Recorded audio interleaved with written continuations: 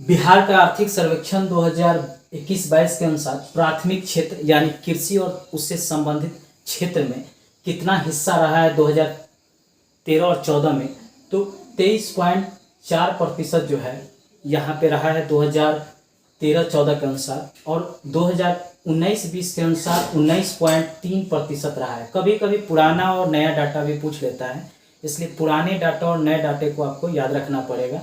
इसमें गिरावट देखा गया, याद रखिएगा कि पहले की अपेक्षा प्राथमिक क्षेत्र में गिरावट हुआ है।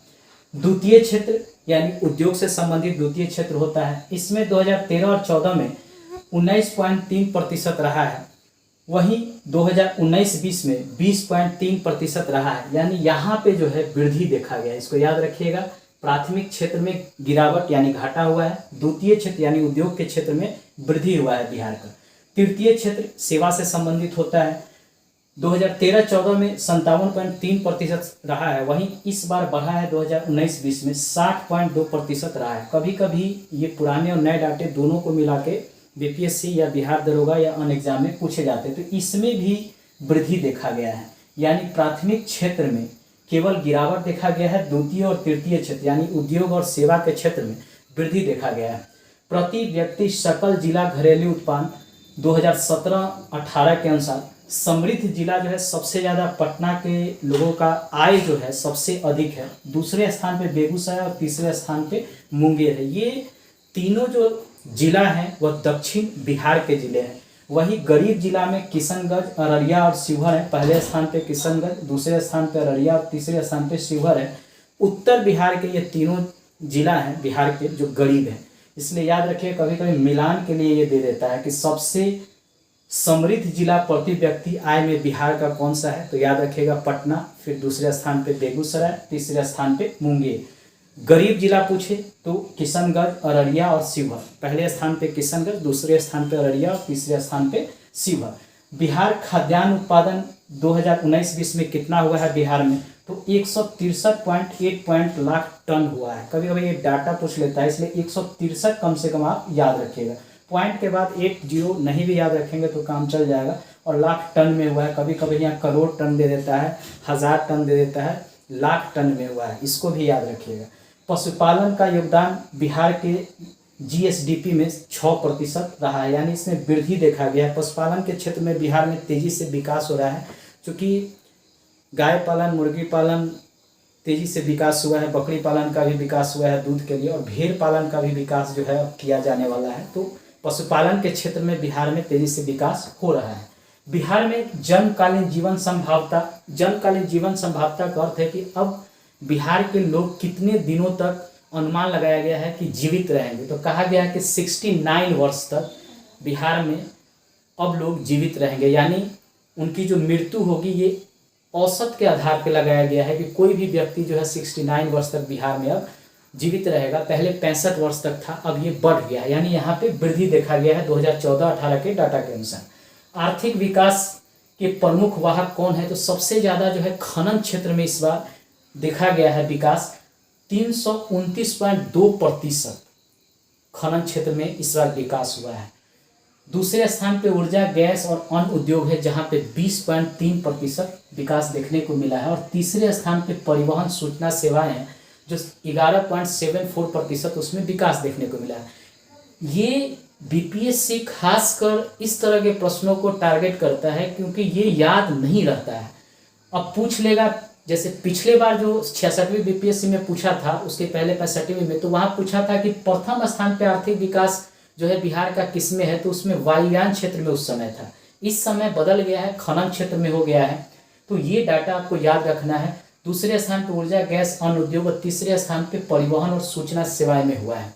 अब है कि स्मार्ट सिटी बिहार में किस किस जिले को बनाया जा रहा है, तो अभी तक बिहार में 4 ऐसे जिले हैं जिनको स्मार्ट सिटी के अंतर्गत लाया जा रहा है, जिसमें पहले स्थान पे भागलपुर, मुजफ्फरपुर, बिहार शरीफ और पटना। बिहार शरीफ यानी नालंदा, ये 4 ऐसे जिले हैं जिनको स्मार्ट सिटी की बनाने की घोषणा की गई। इसको याद रखिए, कभी कभी क्रम से पूछता है, कभी कभी ये पूछता है कि कितने बिहार के जिले हैं जिनको स्मार्ट सिटी बनाया जाएगा, कभी कभी यह भी पूछता है कि कौन कौन से जिले हैं। तो भागलपुर, मुजफ्फरपुर, बिहार शरीफ जिसको नालंदा भी कहते हैं, और पटना, ये 4 जिले हैं जिसको स्मार्ट सिटी बनाने का लक्ष्य सरकार का है, बिहार सरकार का और केंद्र सरकार का। राज्य सरकार का कुल बकाया ऋण कितना है, तो 26.6% है 2021-22 के अनुसार। इसको 25% तक लाने का अनुमान है कि अगले वर्ष जो होगा उसमें 25% तक राज्य सरकार का कुल बकाया ऋण कर दिया जाएगा। बकाया ऋण का अर्थ होता है कि बिहार सरकार को भी राज्य चलाने के लिए ऋण लेना पड़ता है, यानी कर्ज लेना चलता है। क्योंकि बिहार का आय का स्रोत कृषि है और सेवा है, उद्योग का विकास बिहार में बहुत कम हुआ है, तो वैसे स्थिति में सरकार केंद्र से ऋण लेता है या अन्य विश्व बैंक IMF से भी फंडिंग किया जाता है। तो वैसे स्थिति में उस पर जो है ब्याज देना पड़ता है, तो इसमें सबसे ज़्यादा जो है बिहार सरकार को नुकसान होता है। तो धीरे धीरे जो है इसको कम किया जा रहा है।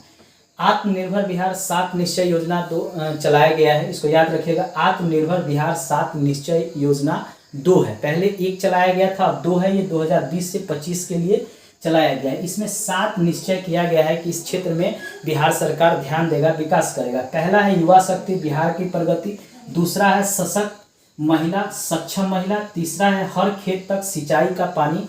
चौथा है स्वच्छ गांव, समृद्ध गांव। पांचवा है स्वच्छ शहर, विकसित शहर। छठा है सुलभ संपर्कता और सातवां है सबके लिए अतिरिक्त स्वास्थ्य सुविधा। यानी मूल रूप से आप देखा जाए तो ये मूलभूत आवश्यकता है किसी भी व्यक्ति के लिए, क्योंकि हर व्यक्ति को, हर राज्य का विकास तभी हो सकता है जब युवा को रोजगार मिले, युवा जो है कौशल विकास हो उसका, तो उस युवा के विकास पे ध्यान दिया जा रहा है। दूसरी तरफ महिला के विकास पे ध्यान दिया जा रहा है, सिंचाई की सुविधा खेतों तक हो उसके लिए ध्यान दिया जा रहा है, गांव का विकास हो, शहर का विकास हो, सुलभ संपर्कता हो यानी रेल परिवहन, सड़क यातायात की सुविधा हो, इस पर भी ध्यान दिया जा रहा है। सबके लिए अतिरिक्त स्वास्थ्य सुविधा, यानी अगर कोई व्यक्ति स्वस्थ रहेगा तभी वह बिहार या देश की प्रगति में सहायक रहेगा।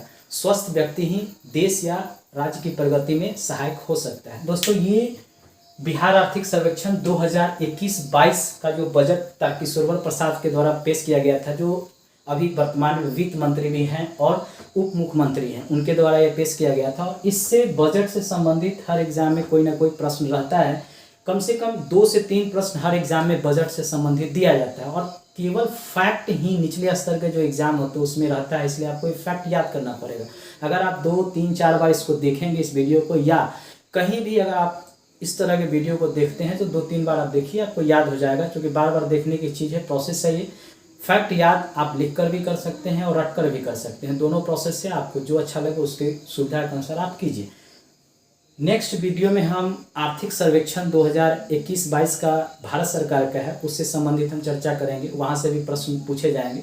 लास्ट में यही कहेंगे कि मेरे यूट्यूब पर जाइए, मेरे प्लेलिस्ट में अन्य भी वीडियो है, जैसे history, geography, polity, economics, science, current से संबंधित है, वहाँ पे आप उसको देखिए, उससे आपको जरूर लाभ होगा। धन्यवाद दोस्तों।